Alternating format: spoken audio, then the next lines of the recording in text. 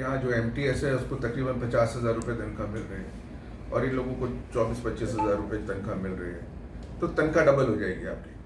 मोटी मोटी बात समझ लीजिए, 25 से 50,000 रुपये हो जाएगी। और हर समय जो आपके गर्दन पे तलवार लटकी रहती है कि आज नौकरी रही या कल नौकरी रही, अब 60 साल तक आप निश्चिंत होकर काम कर सकते हैं। अपनी फिटनेस ठीक रखिए ताकि 60 साल तक आप काम करते रहें। और आप वर्कमैन हैं, कल को कोई प्रॉब्लम होती है तब भी आप कोर्ट में आ सकते हैं। सर, नई वैकेंसी सरकार की तरफ से निकाली गई है, इस फैसले से उस पर कितना असर पड़ने की उम्मीद है या किस तरह से रहेगा वो?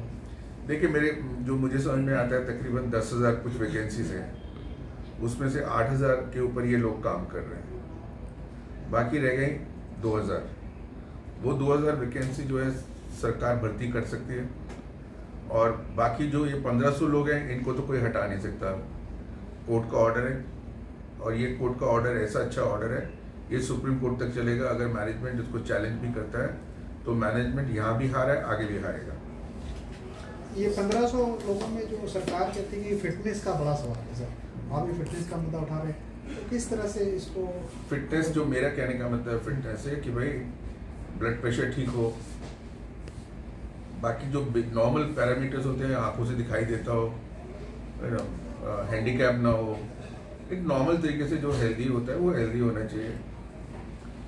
इतना ही मेरा मतलब है। फिटनेस से मतलब ये नहीं है कि मिल्खा सिंह होना चाहिए या दारा सिंह होना चाहिए। केस चल रहा है होमगार्ड का, और भी हाई कोर्ट में भी चल रहा है, सुप्रीम कोर्ट में। अगर वो भी होमगार्ड आपके माध्यम से अगर कोर्ट में आना चाहे तो आपके थ्रू क्या वो भी लड़ सकता है? सबको लड़ना ही चाहिए। और दिल्ली के अंदर जो बाकी ये लोग रह गए हैं 6,000 6,500, इन लोगों को भी तुरंत मुकदमा डाल देना चाहिए, नहीं तो सरकार इनको हटा सकती है। क्योंकि ये जो जजमेंट हुआ है ये इन 1,500 लोगों के लिए हुआ है।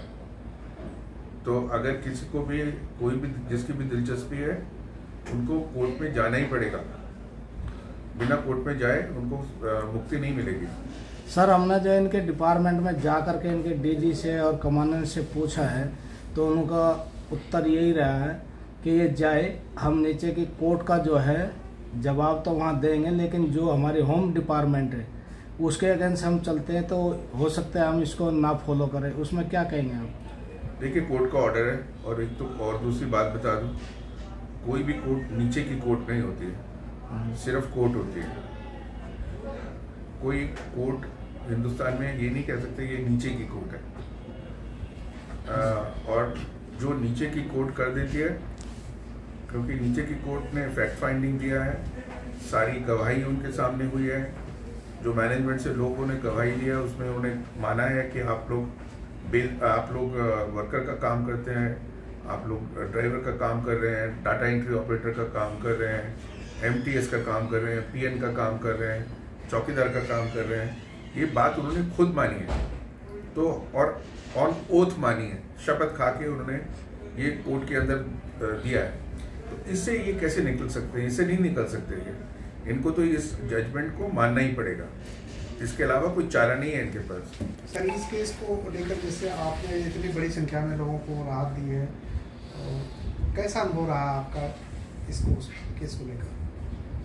भाई, आपके ये जो अच्छी तरीके से मुकदमा लड़ते हैं, टीम वर्क करके किया है काम, और कोर्ट ने भी उसको माना है, और कोर्ट ने 4 महीने के अंदर सारा प्रोसेस 4 महीने के अंदर निपट गया।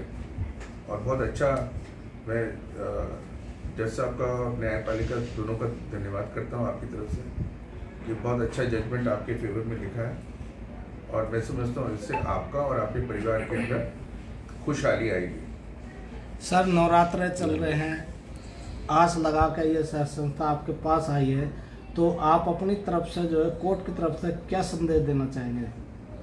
मेरा संदेश यही है, भाई खुश रहिए, बहुत अच्छा जजमेंट है, नवरात्रों में आया है, इसको और सेलिब्रेट करिए।